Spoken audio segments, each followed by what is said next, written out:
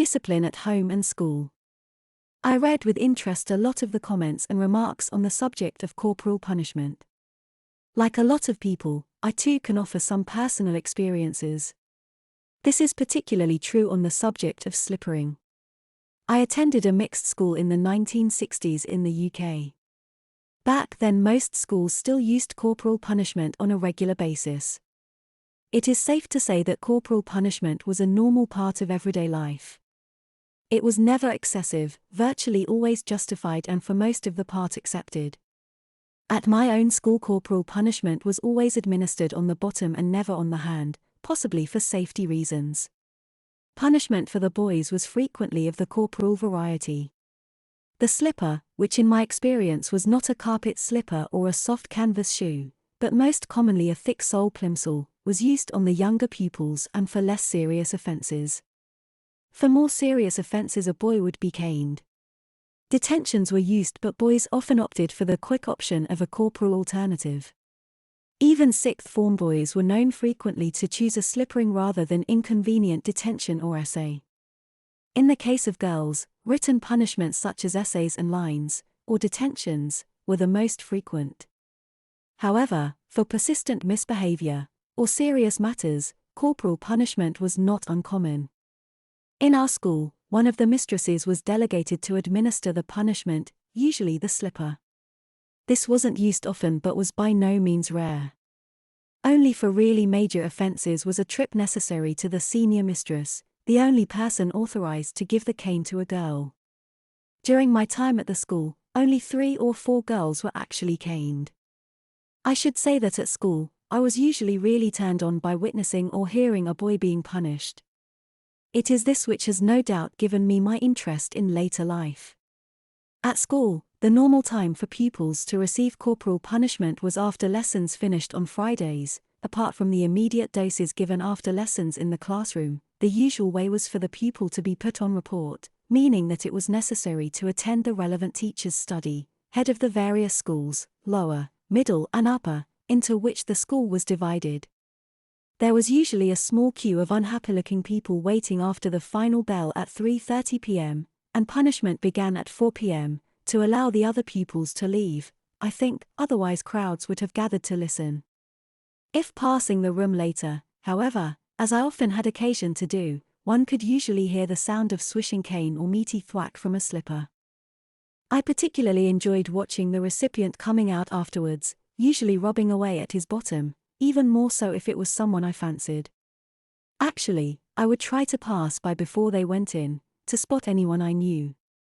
Seeing a fanciable one, I would then try to catch his eye and grin at him, so that later, conveniently returning and passing by at exactly the right moment, I could catch him coming out and attempt to walk along with him, to commiserate and maybe hear the details. The situation at our homes was similar, but probably corporal punishment was in fact more widely used.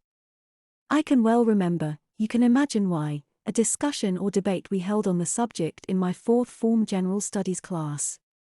To the surprise of our female teacher, the view of the class was overwhelming in favor of the quick option of corporal punishment. To give an indication of its use, we were asked to indicate if we had received any form of corporal punishment at home during the last year.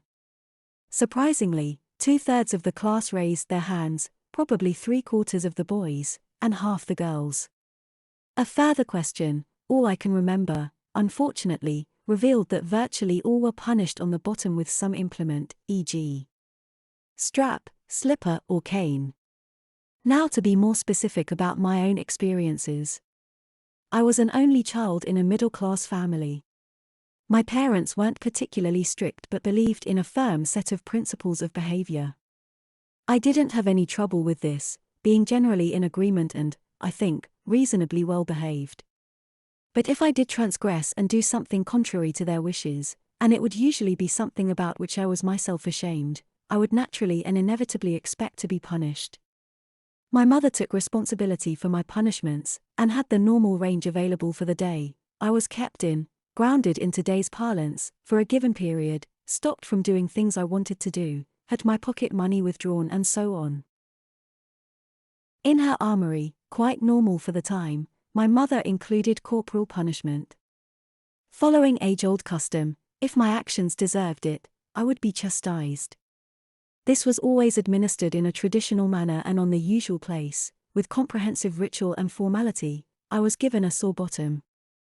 Getting my bottom tanned or receiving a smacked bottom were not common experiences, but neither were they that rare.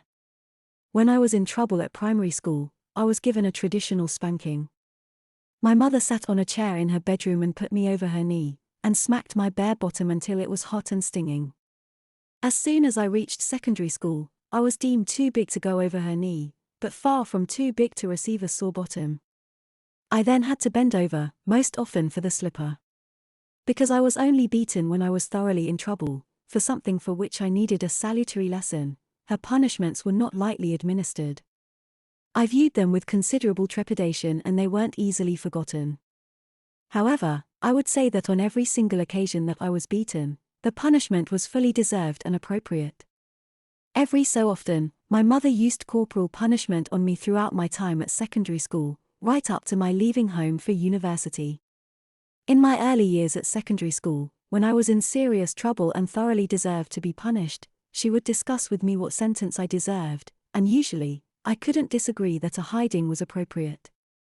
Having been informed that my fate was to get a severe dose of the slipper, a whacking or my bottom tanned, she used the terms interchangeably. She would never punish me immediately but tell me when she would administer it, leaving a good while for me to meditate. Typically, like a school, she would tend to save up my punishment till the end of the school week, and administer it when I got home on Friday afternoon. Like the boys at school, I knew what was coming and had all day to dwell on it. I've always considered one of the more memorable sensations from my school days the feeling of increasing unease as it got nearer the time for me to go home. I would feel sick in my stomach, weak-kneed, couldn't concentrate and would need to visit the loo. When I got home, my mother would send me to my bedroom, where I would try to concentrate on my homework, but usually failing, since the anticipation of a whacking always left me in a real state. When my mother tanned me with the slipper, it was actually an old, large tennis shoe of my father's, with a thick rubber sole, kept for the purpose in my wardrobe. She always used her full weight, with the strength of her tennis-trained arm, in applying each stroke. Each was given as hard as she could, while the severity of the tanning was varied by the number of belts given. If mother had determined that I needed a hiding, her punishments were never minor affairs. The slippering was always a serious punishment, never a few whacks for show, but always at least a dozen and usually more. I used to press my face into the bedspread, trying to keep from crying and calling out whilst the slippering was administered. I can well remember how each successive whack would sting more and more, whilst the burning of my bottom grew to an almost unbearable level. Afterwards, she would leave me, lying on the bed and usually having a bit of a cry. Once, when mother had given it me midweek, I can remember how uncomfortable it was sitting on hard classroom chairs the day afterwards.